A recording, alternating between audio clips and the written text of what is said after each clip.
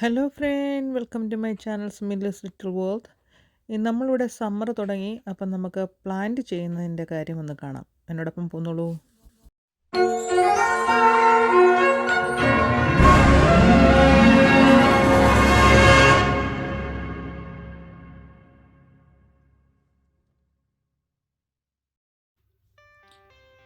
April 4 നമുക്ക് പാവൽ ഒക്കെ നടാൻ ടൈമായി.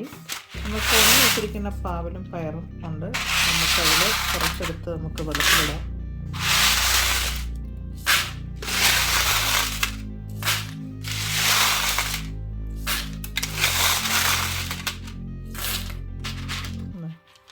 നമുക്കിത് പാവലെ വെള്ളത്തിലിട്ട് നമുക്ക്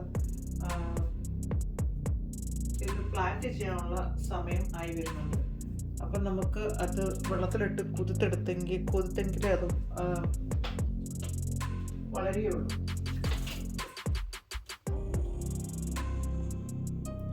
നമുക്ക് ഈ എടുത്തിരിക്കുന്ന പാവലിനകത്തോടെ കുറച്ച് വെള്ളം ഒഴിച്ചിട്ട് അത് 48 hours നമുക്ക് ഇതിങ്ങനെ കുതിർക്കാൻ വെക്കാം കേട്ടോ. എന്നെങ്കിലേ അത് പെട്ടെന്ന് മുള പൊട്ടുകയുള്ളൂ. അപ്പം നമുക്ക് ഇതിനകത്ത് പയറും പാവലും എല്ലാം ഉണ്ട്. അതെല്ലാം അതിനകത്ത് ഞാനായിട്ട് പ്ലാന്റ് ചെയ്തിട്ടുണ്ട്. അതുപോലെ തന്നെ നമുക്ക് ഈ വർഷം പ്ലാന്റ് ചെയ്യാനായിട്ട് വെണ്ടയ്ക്കയുണ്ട്, ചീര. അത് നമ്മൾ നാട്ടിൽ നമ്മൾ കൊണ്ടുവന്നതാണ്. അപ്പം നമുക്കതും കൂടെ നമുക്ക് വെള്ളത്തിലൊന്നിടാം. ഈ പ്രാവശ്യം നമ്മൾ നാട്ടിൽ പോയപ്പം ധാരാളം അരികൾ, ചീരയരിയുണ്ട്, അതുപോലെ തന്നെ മുളകിൻ്റെ അരി. നമ്മൾ കുറേ അരികൾ വെണ്ടയ്ക്കയുടെ അരി. ഇത് നമ്മൾ എല്ലാം തന്നെ തിരുവല്ലയിൽ നിന്ന് വാങ്ങിച്ചതാണ് കേട്ടോ. അവിടെ സ്ട്രീറ്റിൽ വിൽക്കാൻ കിടന്ന സ്ഥലത്ത് നമ്മൾ വാങ്ങിച്ചതാണ്. മുളക്, കാന്താരി മുളകിൻ്റെ തൈയുണ്ട്, അതുപോലെ തന്നെ ചീരയുണ്ട്, പടവലം. ഇപ്രാവശ്യം നമുക്ക് പടവലം കൂടെ നമുക്കൊന്ന് പ്ലാൻ ചെയ്യണം. ഉണ്ടോ, പടവലത്തിൻ്റെ തൈയുണ്ട്, അതുപോലെ വെണ്ടയുടെ തൈയുണ്ട്. ഏറ്റവും കൂടുതൽ വെണ്ടയ്ക്ക അവിടെ എൻ്റെ ഹസ്ബൻഡിനാണ് ഇഷ്ടം. അപ്പോൾ പട്ടുചീരയുടെ അരിയും നമ്മളൊന്ന് വാങ്ങിച്ചിട്ടുണ്ട്. നമുക്ക് വെണ്ടയ്ക്കയുടെയും പടവലത്തിൻ്റെയും അരി നമുക്ക് ഒന്ന് വെള്ളത്തിലിട്ട് കുതിർക്കണം. ചീരയുടെ അരി നമുക്ക് വെള്ളത്തിലിടേണ്ട ആവശ്യമില്ല. നമ്മളതിൻ്റെ പുറത്തേക്ക് നമ്മുടെ മണ്ടയ്ക്ക് തന്നെ നമ്മൾ ഇട്ടാൽ മതി. അതുപോലെ തന്നെ മുളക് നമുക്ക് ഈ വെള്ളത്തിൽ നിന്നിട്ട് കഴിഞ്ഞാൽ പെട്ടെന്ന് കിളിക്കാൻ പറ്റും. അല്ലെങ്കിൽ അത് പിന്നെ പുറത്ത് അതുപോലെ തന്നെ ഇട്ടാലും കുഴപ്പമൊന്നുമില്ല. പക്ഷേ വെണ്ടയ്ക്കായും പടവലങ്ങായും നമുക്ക് വെള്ളത്തിലിടണം. അത് നമ്മൾക്കൊന്ന് സോക്ക് ചെയ്യാം.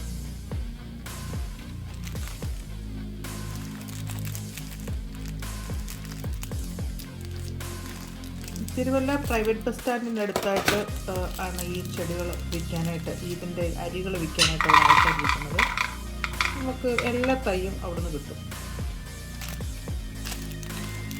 നോക്കി, വെണ്ടയ്ക്ക ആയാലും പടവലങ്ങ ആയാലും വെള്ളരിക്കയുടെ ആയാലും എല്ലാത്തിനും തൈ കിട്ടും. 3 പാക്കറ്റ് വെണ്ട ഇട്ടിട്ടുണ്ട് കേട്ടോ. നോക്കാം എന്തൊക്കെ കിളിച്ചുകളെന്ന് അറിയില്ല.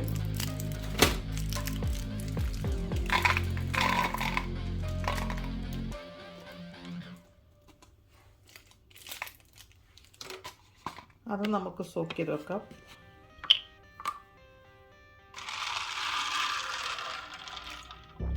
ഇത് ഒരു 24 മണിക്കൂർ വെള്ളത്തിൽ കിടന്നെങ്കിൽ നമുക്കത് പിന്നെ മുളപ്പിക്കാൻ വെക്കാൻ പറ്റുള്ളൂ കേട്ടോ.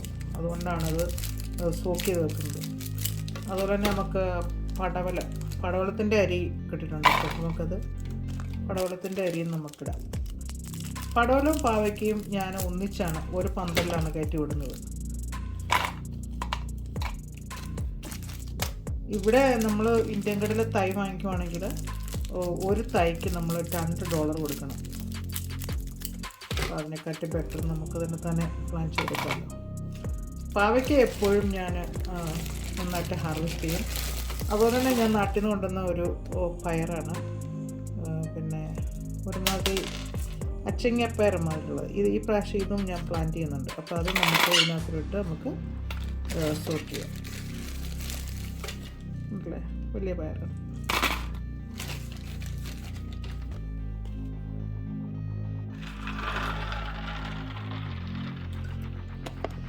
ചീരയും മുളകും ഞാൻ സോക്ക് ചെയ്യുന്നില്ല. ഇത് മണ്ണിൽ തന്നെ നമ്മൾ ഇട്ട് വേണം. അപ്പോൾ പിന്നെ മഴ പെയ്യുമ്പോൾ അത് ഓട്ടോമാറ്റിക്കലി അവിടെ നിന്ന് തന്നെ കിളിച്ചോളും. അപ്പോൾ എല്ലാ സംഭവങ്ങളും ഈ പ്രാവശ്യം ഞാൻ നാട്ടിൽ നിന്ന് കൊണ്ടുവന്നിട്ടുണ്ട്.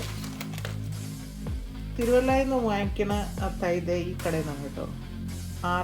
ARS എന്നുള്ളൊരു കടയിലാണ്. അതിൻ്റെ പുറകിൽ ആക്ച്വലി എല്ലാ ഡീറ്റെയിൽസും എങ്ങനെയാണ് സോക്ക് ചെയ്യേണ്ടത്, ക്ലിപ്പിക്കേണ്ടതെന്നൊക്കെ ഒത്തിരി ചെയ്തിട്ടുണ്ട്. പക്ഷേ ഈ തൈകളൊക്കെ ഞാൻ ലൂസായിട്ട് തിരുവല്ല പ്രൈവറ്റ് ബസ് സ്റ്റാൻഡിൻ്റെ അടുത്തുനിന്ന് വാങ്ങിച്ചതാണ്.